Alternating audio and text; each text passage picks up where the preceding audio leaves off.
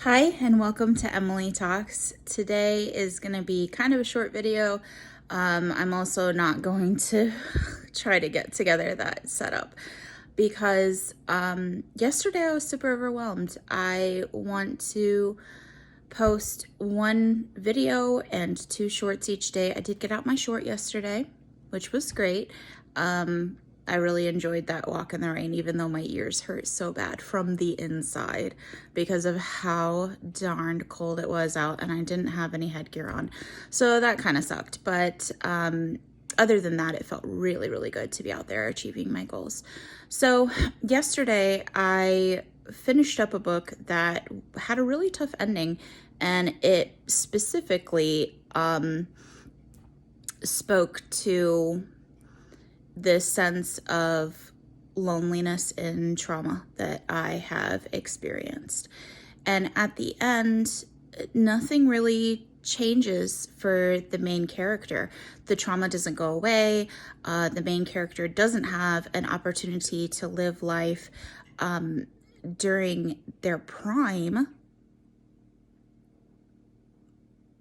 with anything easy or love or companionship, or without significant trauma. And this was really hard for me. The main character did end up finding a situation where they were safe, where they weren't starving and cold and afraid of being attacked and all of these other things. But they were already on their last leg dying, and it was really, really hard for me. And then after that, I had an appointment with a brand new doctor that I had to come into that situation where I was changing doctors. My previous doctor is no longer with the clinic that I'm with, and I don't know where or if he's going to open up a new practice. So when it comes down to this new doctor's appointment, I had to have him right away fill out disability paperwork. I haven't really talked about it yet on my channel, but I am pursuing disability for my mental health issues. They're pretty significant. They directly impact my ability to be productive within work, to sustain that productivity, which I love the work that I do. I love the talents that I have. So it's been a very difficult journey for me to accept. And it also makes it very difficult for me to feel like a worthwhile person, which I have talked about that. It directly impacts my ability to feel like I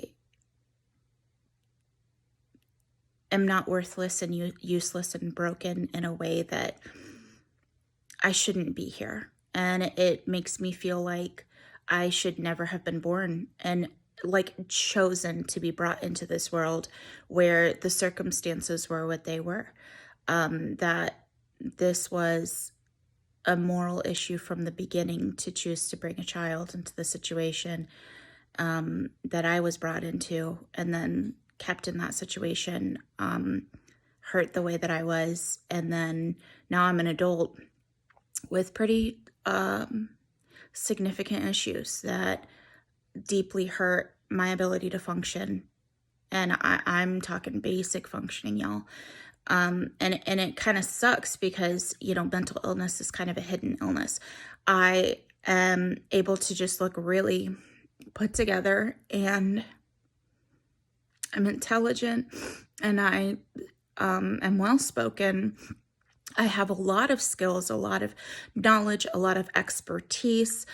I have a lot of passions, a lot of ability versus, disability. So, I can perform very well until my symptoms come about. But when they come about, it's so dramatic and it's so unpredictable how long it will last. Sometimes it's up to a whole year. And that completely robs me of all capacity, even as a parent, which that's one of the hardest parts, is not being able to care for your own child, because brain won't function. So yesterday, I had to have this talk with a brand new doctor about filling out disability paperwork. And he asked me the question, can you work? And it was so hard to tell him no, I can't.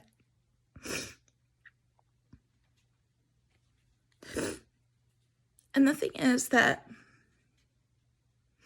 the type, like, you know, if I say yes, the next steps that happen is that I'm required to do job search until I get a job.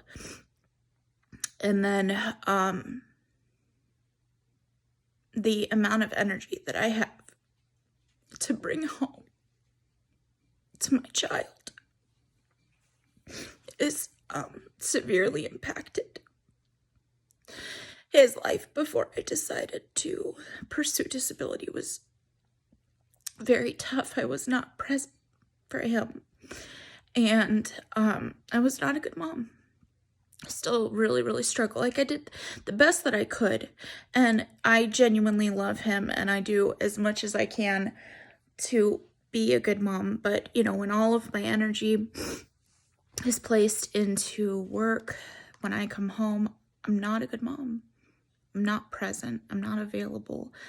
And I'm, you know, not cooking meals at a regular hour. I still struggle with that. Even, you know, without working at all, I'm here on my YouTube. I do this community thing that I talked about the other day, where I go to a community support center 3 days a week, and I do a lot of volunteer work there, as well as, you know, be a member myself. So, you know, answering that question of saying I can't work sent me into a panic attack that lasted for about, I'd say, an hour. And why I say that is my panic attacks look like staring off into the distance and not being able to move. Which is dissociation. They look like stuttering, and then if I force myself to try to talk, I uncontrollably scream and cry. And I can't talk. So I've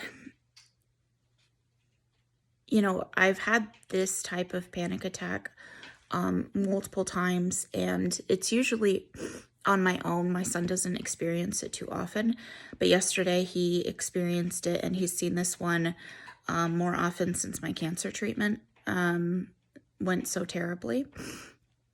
And he ended up bringing me a notebook and a pen, and he's like, don't try to talk, just write it down, just write it down. So which was really brilliant. None of the other care providers that I've been with that are experts in this type of issue, they have tons of resources. Nobody ever thought to hand me a piece of paper. They, wanted me to push through or to use distress tolerance skills, whatever. And my son just was like, let's not even try that. He just immediately was like, there's other ways to communicate, which is super great. So the other thing that he did, which was so amazing, because I've practiced this with him when he's having a tough time, is he walked me through the 5 to 1, where I do 5 things that I can see, 4 things that I can feel, 3 things that I can hear, 2 things I can smell, 1 thing that I can taste. He walked me through the whole steps. He was like, Mom, let's do 5 to 1, and the thing about panic attacks is that I don't have access to my mind rationally.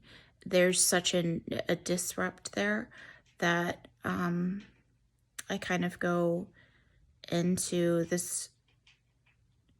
I mean, for people who've had panic attacks, I guess, you know what it is. For those of you who haven't, it's more than just feeling like you're gonna die or something like that. So I have to head out for today, but I just wanted to share with you guys what was going on yesterday, why I didn't post, and get something out for today. So thank you so much for joining me. Have a great day and be blessed. Bye.